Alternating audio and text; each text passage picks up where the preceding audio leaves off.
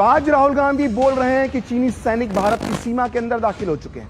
उन्हें यह पता होना चाहिए कि कभी इन्हीं चीनी सैनिकों को नेहरू की सरकार चावल खिलाती थी। जी हां, वो तिब्बत में तैनात चीनी सैनिकों को नेहरू सरकार से चावल की सप्लाई की जाती थी।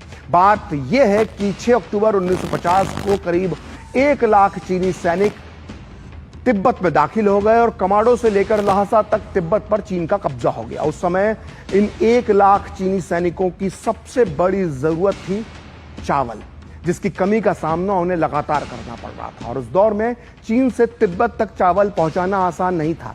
तिब्बत के लहासा से चीन का सबसे करीबी शहर चेंगडू 2400 किलोमीटर दूर था, लेकिन लहासा से भारतीय शहरों की जो दूरी थी वो काफी कम थी। जैसे भारतीय शहर कलिम्पोंग और त्वांग लहासा से कम दूरी पर थे। इसलिए अपने सैनिकों तक चावल पहुंचाने के लिए चीन के तत्कालीन प्रधानमंत्री चाउ एन लाई ने 5 अप्रैल 1952 को भारत से संपर्क किया, जिसके बाद 24 मई 1952 को तत्कालीन प्रधानमंत्री नेहरू चीन की सेना को एक पूरे 1 लाख टन, जी हां 1 लाख टन चावल देने के लिए राजी हो गए।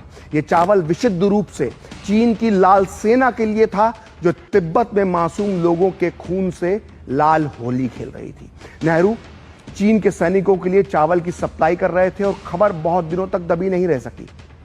21 जून 1952 को एक प्रेस कॉन्फ्रेंस में नेहरू से इस बारे में सवाल पूछा गया, तो नेहरू ने क्या जवाब दिया वो प्रकाशित हुआ है selected works of Jawaharlal Nehru की सीरीज 2 के वॉल्यूम 18 के पेज नंबर 477 पर। नेहरू ने उस दिन कहा, चीन को बहुत अधिक मात्रा में चावल नहीं भेजे गए हैं।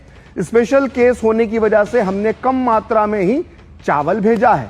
जैसा कि आप जानते हैं कि दुर्गम पहाड़ी इलाका होने की वजह से यह एक मुश्किल मार्ग है, यहां कोई भी काम आसान नहीं है, लेकिन चीन की जरूरत को देखते हुए हम थोड़ी बहुत मात्रा में चावल देने पर सहमत हो गए हैं।